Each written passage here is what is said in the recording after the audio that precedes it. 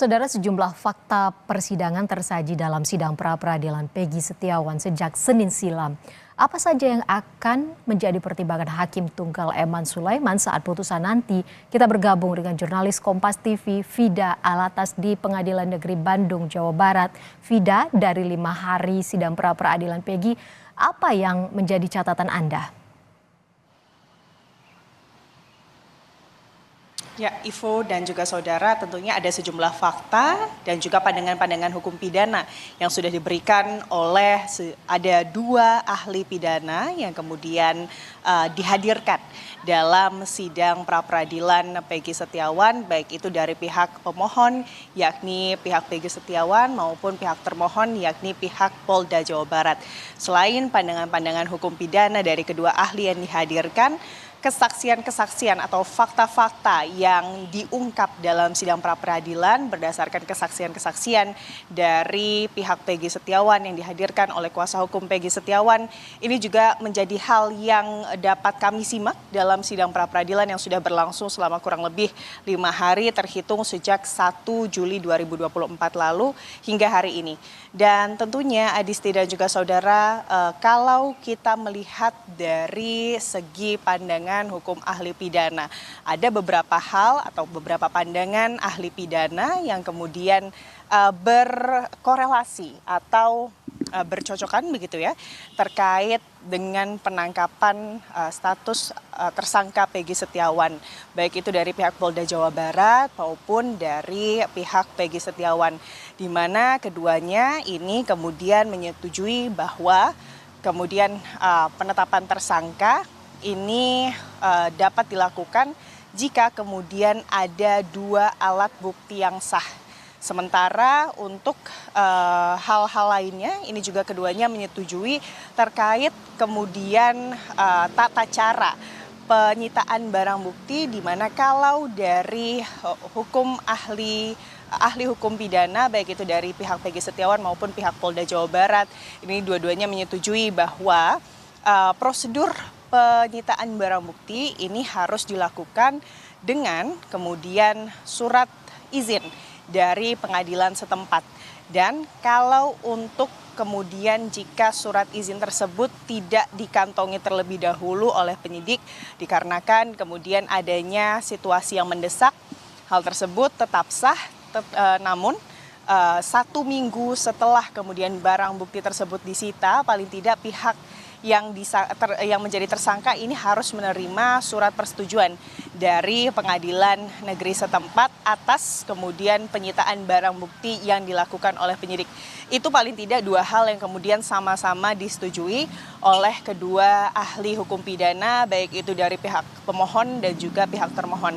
Namun kalau kita melihat secara garis besar, Adisti dan juga saudara, ada ketidakcocokan atau perbedaan pandangan dari kedua ahli tersebut terkait kemudian 2 alat bukti yang dimaksud atau 2 alat bukti yang sah yang dimaksud dari kedua ahli pidana tersebut, di mana kalau dari ahli pidana Peggy Setiawan ini mengedepankan kualitas dari alat bukti, sementara untuk dari pihak Polda Jawa Barat ini mencukupkan 2 alat bukti yang sah yang dimaksud ini hanya berdasarkan kuantitas. Namun lebih lengkapnya, Ivo dan juga saudara, kita akan simak lebih lanjut terkait bagaimana kemudian keterangan dari kedua ahli pidana berikut ini. Orang ditetapkan jadi tersangka, apakah sebelumnya harus diperiksa terlebih dahulu atau bisa belakangan? Tidak harus, Yang Mulia. Tidak harus. Ya, walaupun di dalam putusan MK itu di dalam pertimbangannya ada, tapi itu tidak mengharuskan. Jadi dasar untuk menetapkan seseorang menjadi tersangka itu adalah hanya mendasarkan pada 2 alat bukti yang tadi saya sebutkan. Demikian, Yang Mulia. Seseorang dianggap sebagai pelaku ya, pelaku tapi tidak jelas keberadaannya sehingga ditetapkan menjadi DPO. Betul, Yang Mulia. Syarat untuk ditetapkan jadi DPO itu gimana? Mohon izin Yang Mulia, syarat untuk didapatkan dari DPO itu dari DPO-nya Yang Mulia ya. Dari DPO tentu di dalam biasanya dalam prosesnya ada katakanlah seperti contoh dalam putusan pengadilan menyebut bahwa seseorang itu menjadi DPO. Biasanya secara eksplisit itu dicantumkan berdasarkan pertimbangan dari hasil putusan pengadilan yang berkekuatan hukum inkrah, maka itu bisa saja dijadikan sebagai dasar untuk menetapkan hal tersebut. Tapi satu saja dulu ahli, Ya. sah tidaknya penangkapan. Ya. Ahli bisa menyampaikan nggak sah tidaknya penangkapan menurut KUHP itu apa saja sih? Mohon penjelasannya ahli. Ya, jadi sah atau tidaknya suatu penangkapan, sebelum penangkapan itu penyidik kan pasti sudah manggil. Ada satu surat panggilan kepada. Oke, satu. Ya. Terus? Yang kedua, kalau itu misalnya tidak datang, dipanggil yang kedua kali. Kalau setelah dipanggil kedua kali ternyata tidak datang, itu kan penyidik bisa punya surat untuk perintah membawa. Kalau ketiga-tiga step tadi tidak dilakukan oleh penyidik, penyidik langsung main tangkap aja. Itulah akibatnya jadi sampai di sini. Mohon izin.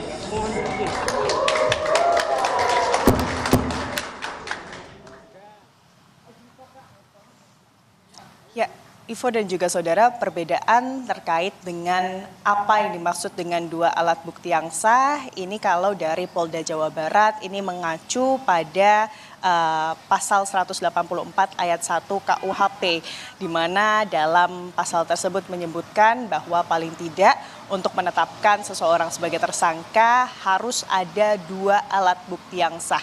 Namun hal ini tentunya dibantah oleh kuasa hukum dan juga tentunya ahli pidana yang kemudian dihadirkan oleh pihak pemohon yakni Peggy Setiawan, di mana dalam sidang pra-peradilan kemarin pihak kuasa hukum Peggy Setiawan ini sempat mengingatkan kembali ahli pidana dari Polda Jawa Barat tentang kemudian peraturan Mahkamah Konstitusi pasal 98, di mana disebutkan bahwa pertimbangan hakim Mahkamah Konstitusi ini mengutip bahwa bukti permulaan yang cukup dan bukti yang cukup sebagaimana ditentukan pasal 1 angka 14 dan juga pasal 17 dan juga pasal 21 ayat 1 KUHP ini harus ditafsirkan sekurang-kurangnya dua alat bukti yang termuat dalam pasal 18 KUHP dan didukung dengan satu alat bukti yang mendukung. Apa yang dimaksud dengan alat bukti,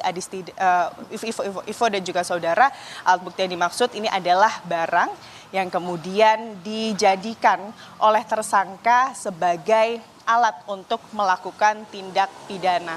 Dan kalau mengutip lagi atau menggarisbawahi lagi Ivo dan juga saudara, mengingat apa yang disampaikan oleh kuasa hukum dari Peggy Setiawan, mengingat bahwa kasus pidana ini adalah kasus pembunuhan berencana dan juga kasus perlindungan anak, maka kemudian tentunya alat bukti yang mendukung ini menjadi penting untuk kemudian menguatkan penetapan tersangka atas seseorang yang ditetapkan sebagai tersangka. Tentunya selain tadi Ivo dan juga saudara, alat bukti yang kemudian digarisbawahi, yang juga digarisbawahi ini juga adalah kemudian terkait dengan penghapusan DPO yang telah dilakukan oleh penyidik dari Ditreskrimum Polda Jawa Barat pada saat menetapkan Peggy Setiawan sebagai tersangka, di mana kita ketahui bersama Ivo dan juga saudara, sebelumnya DPO yang kemudian diburu oleh polisi dalam kasus pembunuhan Vina dan juga Eki, ini terdapat 3 DPO,